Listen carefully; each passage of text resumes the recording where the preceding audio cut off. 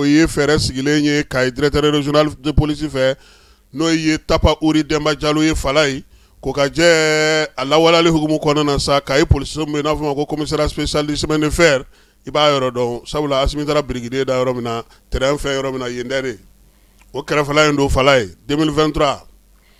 u y'a yira sa k'a fɔ ko yen commissaire ale tɔgɔ de ye commissaire principal Lasana Jakite ye maa siganama 6 ale bolo dara olu kan nka ninnu ka ko ni maa tɔw ta tɛ kelen Fala ye ninnu ye joli suɲɛnaw ye ka joli feere wala ne bɛ kɛ cogo di sa a yira sa k'a fɔ sa ko min ye joli dɔ kɔni ye sa min bɔyɔrɔ ma dɔn o de nana sa ko maa dɔ kɔni tun bɛ dialyse la ko joli min na k'o la joli in bɔyɔrɔ ma dɔn jɔn nana ni joli ye joli sɔrɔla cogo di kuma misɛn cayara banabaatɔ dun kɔrɔ dɔn ale ka se ka furakɛ o la sa sɛgɛsɛgɛliw mɔ a bolo ma u ye ɲinini kɛ sa ka joli tigi dɔ maa 6 tɛgɛ dara olu kan min ye baliku ɲɛnatigɛ dɔ bɛ a la Fala ye OS san 54 ale kɔni personne âgée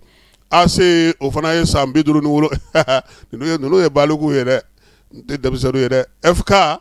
42 ale y'o ye AD ye san 20 ye SOT san 26 YM 34 sɛgɛsɛgɛli kun fɔlɔ y'a yira sa k'a fɔ ko ninnu bɛɛ lajɛlen de bɛ juru jan kelen na Fala ye u b'a kɛ cogo di n'u ye e wele sisan ko joli bɛ u bolo u b'a f'i ɲɛna fana ko joli k'u bɛ se k'i joli fana ta min ye 11 i b'o di u bɛ joli bɔrɔ kelen feere i ma wa min ye 7,200 i b'o di u b'i joli ta u y'a yira sa k'a fɔ ko nin ko in ne kɔni bɛ sen na sa ka i yɛrɛ dugu kɔnɔna na sa joli feere min bɛ yen a jurujan a taara bɔ ni maa ninnu de kan sɛgɛsɛgɛli kun fɔlɔw min ye Tapa ka maaw olu y'o kɛ a kun filanan u y'a di kiiri tigilamaw ma maa minnu ye ɲɛbila baara in kɛ sa n'o ye commissaire Kamara n'a ka maaw ye ko k'u fo k'u waleɲuman dɔn police directeur régional ba n'o o ye